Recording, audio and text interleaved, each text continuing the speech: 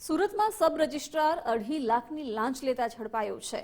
દિવાળી પહેલા એસીબીએ તેને લાંચો અધિકારી ઝડપી પાડ્યો છે। વર્ગ 3નો કર્મચારી મહેશ રણજીતસિંહ પરમાર ઝડપાયો છે। સબ રજિસ્ટ્રારે ફરિયાદી પાસે 3 લાખની લાંચ માંગી હતી। દસ્તાવેજમાં વાંધો નહીં કાઢી ઓર્ડર કરી આપવાની લાંચ માંગી। ફરિયાદીના સંબંધીને ખેતીની જમીન ખરીદવાની હતી।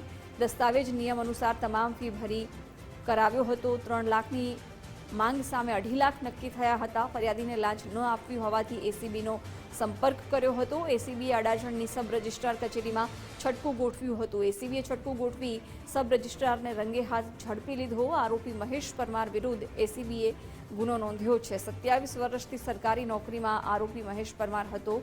માસિક પગાર 80,000 છતાં પણ લાંચની મોટી રકમ માંગી હતી। PI R.K.. સોલંકી અને તેમની ટીમે ઓપરેશન પાર પાડ્યું છે। રિમાન્ડ દરમિયાન નાણાકીય વ્યવહારોની પણ તપાસ થશે। એસીબી આરોપીની મિલકતોની વિગતવાર તપાસ કરશે। મહેશ પરમારના ઘર અને ઓફિસમાં પણ સર્ચ હાથ ધરાશે। એક જાગૃત નાગરિકની ફરિયાદ મળેલી કે પોતાના અસીલ એ જમીન ખરીદવાના હતા। એ જમીન ખરીદવાના જે કાર્યવાહી હતી એના ભાગરૂપે તમામ કાયદેસરની જે ફીસ ભરવાની હતી તમામ ફીસ ભરી અને દસ્તાવેજનું રજિસ્ટ્રેશન કરાવેલું હતું।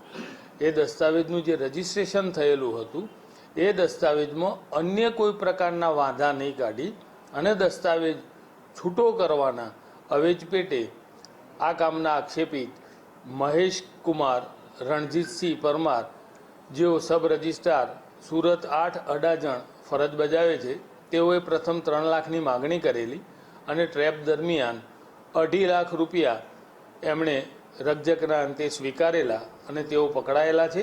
તેઓ વિરુદ્ધ કાયદેસર કાર્યવાહી હાથ ધરી અને તપાસ ચાલુ।